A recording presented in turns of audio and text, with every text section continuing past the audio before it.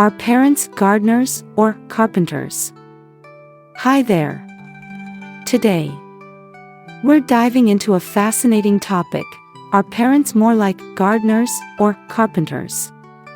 Sounds intriguing, doesn't it? But trust me, you'll find yourself relating to this discussion. Especially if you're trying to figure out the right way to raise your kids. So, what exactly is a carpenter parent? And what does a gardener parent do? And more importantly, which approach should we choose? Let's unpack it all together. Are parents gardeners or carpenters? Imagine this. If you're a carpenter, you already have a blueprint in your mind and you're trying to carve your child into a perfect shape that fits your vision. On the other hand, if you're a gardener, you see your child as a unique seed. Your job is to nurture the seed and create the best conditions for it to naturally grow into whatever it's meant to be. Which one do you feel more like? Don't answer just yet, we've got plenty more to explore. What do children really need?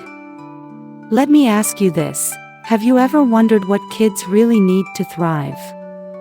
It's not textbooks, endless extracurriculars, or packed schedules.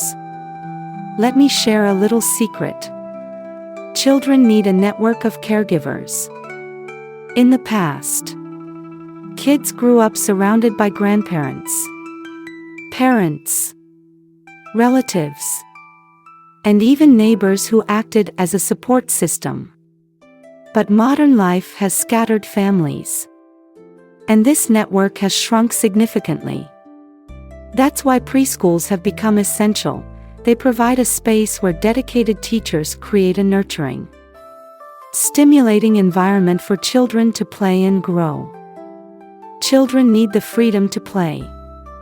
Playtime is how kids learn about the world. Programs like Montessori and Reggio Emilia offer children spaces to explore. Whether it's art corners or imaginative role-play areas. But here's the catch, teachers often feel pressured by parents to focus on measurable outcomes, leaving little room for unstructured, joyful play. Do you see this paradox around you? What can we do to bring back the true joy of play for our kids? If parents don't shape their kids, what should they do? You might be thinking, if I don't guide my child, won't they go astray? The truth is, overmanaging your child can stifle their creativity.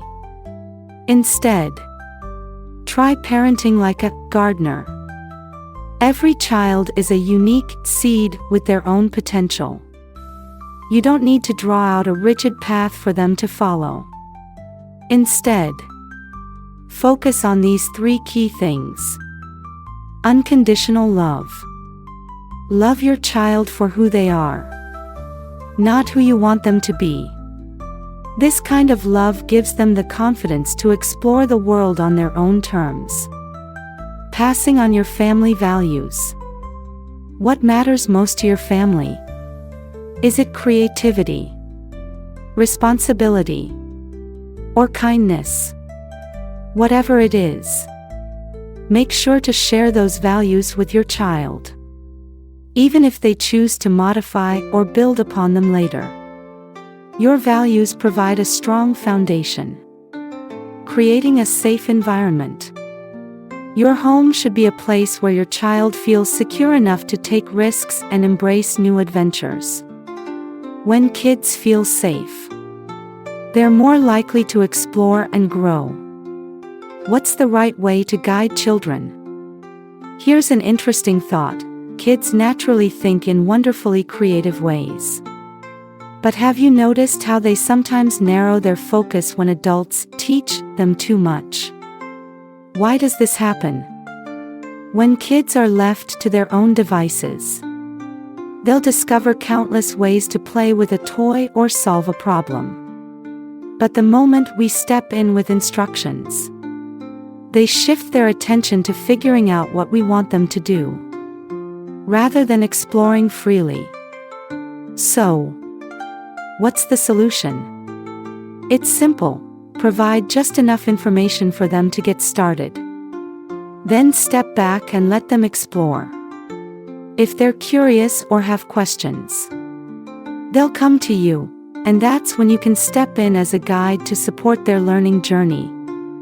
Parenting is no easy task, is it? But remember, every child is a kind individual.